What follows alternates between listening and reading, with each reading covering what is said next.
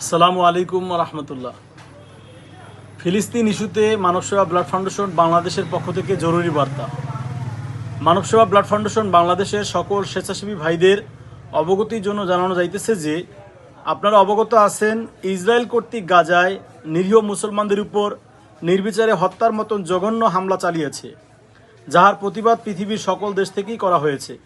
আপনাদের নিকটস্থ জুমার মসজিদের ইমাম সাহেবের সাথে পরামর্শ করে 11 এপ্রিল রোজ শুক্রবার এই ব্যাপারে আলোচনা ও নামাজের পরে ইসরায়েলি পণ্য বয়কটের দাবিতে র্যালি, পথসভা ও দোয়ার ব্যবস্থা করলে ভালো হয়।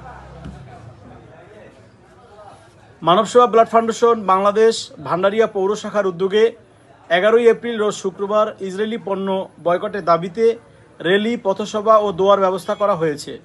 উক্ত র্যালিতে সকল শ্রেণী পেশার মানুষকে উপস্থিত থাকার অনুরোধ রইল। স্থান ভান্ডারিয়া কেন্দ্রীয় জামে মসজিদ, সময় জুমার নামাজ বাদ, আয়োজনে ভান্ডারিয়া যুব সমাজ।